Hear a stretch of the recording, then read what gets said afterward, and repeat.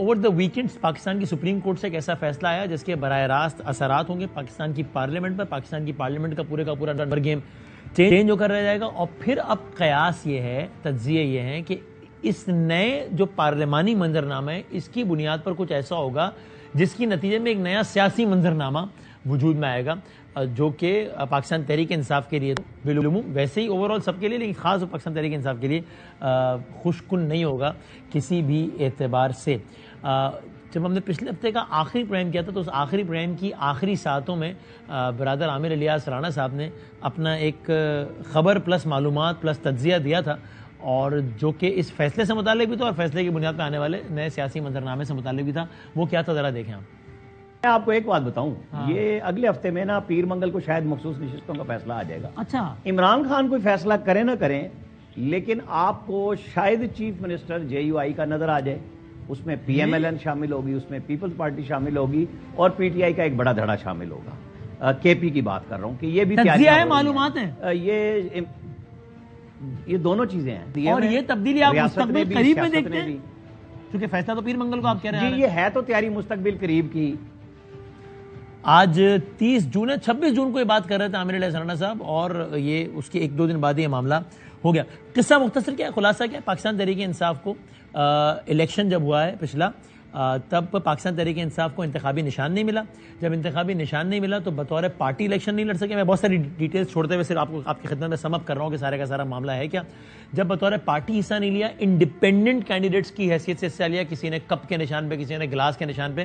تو ہوتا یہ ہے کہ پاکستان کی پارلیمان میں جب بھی کوئی جماعت جتنی بھی سیٹ جیتتی ہے اس کو اس کے تناسب سے, اسی ریشو سے, پروپورشن سے کچھ اور سیٹس ملتی ہیں اقلیتوں کی یا خواتین کی. مثال کے طور پہ اگر ایک جماعت اس نے 100 سیٹس جیتی ہیں تو اس کو 25 سیٹیں اور ملیں گی فار ایگزامپل.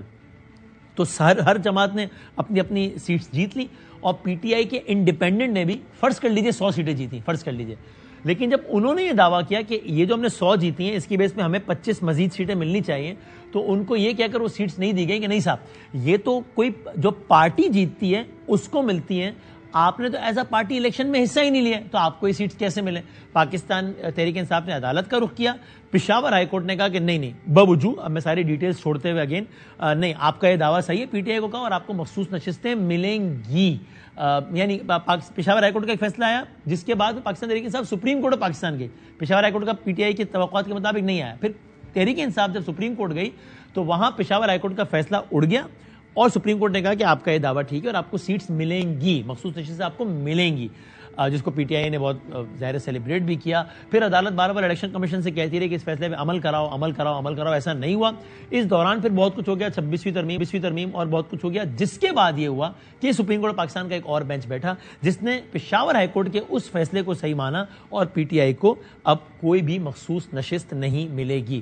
اب جو برادر عامر الیاس رانا صاحب تجزیہ کر رہے ہیں وہ یہ کر رہے ہیں کہ اس کی وجہ سے جو ایک فوری طور پر ایک سیاسی تبدیلی ان کے خیال میں نظر آئے گی وہ یہ کہ اس پر پاکستان کے 4 صوبوں میں سے ایک ہی صوبے میں PTI کی گورنمنٹ ہے جو کہ KP کے ہے. جب یہ سارا منظرنامہ بدلے گا تو خیبر پختونخوا میں PTI کا اور اپوزیشن کا فرق بھی کم ہو جائے گا, برقرار رہے گا لیکن کم ہو جائے گا. جب کم ہو جائے گا تو اس کے بعد یہ ہوگا کہ کچھ لوگ PTI کے چھوڑیں گے PTI, کیونکہ اب جب وہ چھوڑیں گے PTI تو ان پر قانونی طور پہ کوئی شک نہیں لگے گی, اس لیے کہ وہ انڈیپینڈنٹ کینڈیڈیٹ ہوں گے, کسی پارٹی کے کینڈیڈیٹ ہوں گے ہی نہیں, وہ تو وہ پارٹی چھوڑ سکیں گے. جب پارٹی چھوڑیں گے تو PTI کا نمبر کم ہو جائے گا, PTI کی اپوزیشن کا نمبر زیادہ ہو جائے گا, تو نون لیگ, پیپلز پارٹی, JUI اور PTI کے ٹوٹے ہوئے لوگ, یہ لوگ مل کر ایک نئی حکومت بنائیں گے جس کے سربراہ JUI کا کوئی بندہ ہوگا. ایسا سمجھنا ہے برادر عامر الیاس رانا صاحب کا. ہمیں اس فیصلے کے بعد خود PTI کی صفوں میں بھی واضح غصہ نظر آ رہا ہے مولانا صاحب کی پارٹی. آپ دیکھیے بیرسٹر سیف صاحب نے باقاعدہ طور پہ گویا ایک طریقے سے کہہ دیجئے کہ مرکزی ذمہ داری جو ہے وہ سارے معاملے کا مولانا صاحب کو قرار دے دیا. کیا کہا دیکھیں. سپریم کورٹ کا یہ فیصلہ ایکسپیکٹڈ فیصلہ تھا, ہمیں پتا تھا, یہ غیر متوقع نہیں, ہمیں پتا تھا کہ اسی طرح کا فیصلہ آئے گا.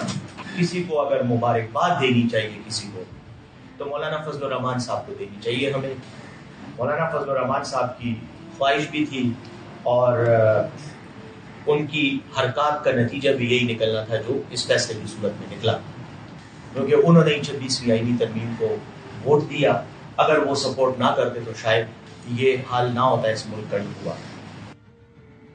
اور اگر کسی کو شک ہو کہ پارٹی پالیسی ہے یا ذاتی بیان ہے یا یہ ہے یا یوں ہے تو اس شک کو بھی ختم کر دیا جب شیخ وقاص اکرم صاحب جو کہ ہیں ہی پارٹی کے سیکرٹری اطلاعات, جو کہ ظاہر ہے جن کا منصب ہی ہے کہ وہ پارٹی کی سوچ ماسس تک پہنچائیں, انہوں نے باقاعدہ not in a talk show کہ جہاں سوال کے جواب میں وہ کہتے ہیں کہ میری ذاتی رائے, انہوں نے باقاعدہ پریس کانفرنس میں مولانا صاحب کے لیے اور ان کی جماعت کے لیے ان الفاظ کا استعمال کیا.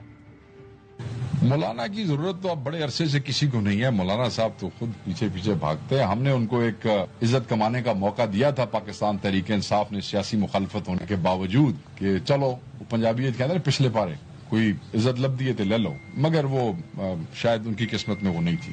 مولانا فضل الرحمان صاحب نے کبھی پراپرلی اس اپوزیشن اتحاد کو جوائن ہی نہیں کیا تھا.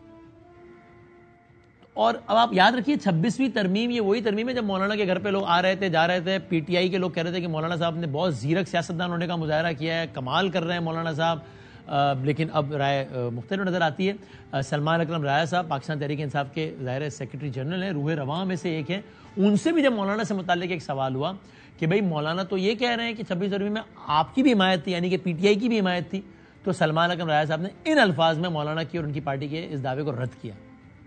غلط کہتے ہیں, بالکل ہم رد کرتے ہیں. میں اس میٹنگ میں خود موجود تھا. یہ غلط بیانی ہے.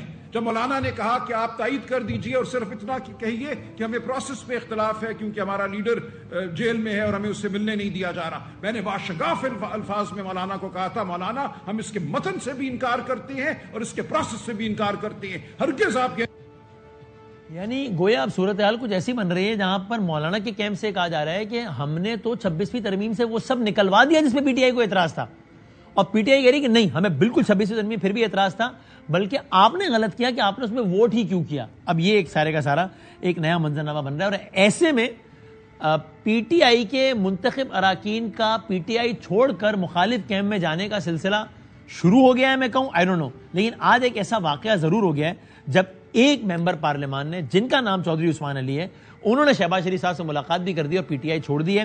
یہ چودھری عثمان علی صاحب وہی ہیں جنہوں نے باقاعدہ حلف اٹھایا تھا کہ میں کام نہیں کروں گا, میں پارٹی کبھی بھی نہیں چھوڑوں گا. انہوں نے آج پارٹی تو بہرحال چھوڑ دی ہے. اب نہیں معلوم کہ ابھی یہ پارٹی چھوڑنے کا معاملہ شروع ہوا ہے یا ابھی یہ معاملہ آگے نہیں چلے گا, کیا ہوگا نہیں معلوم.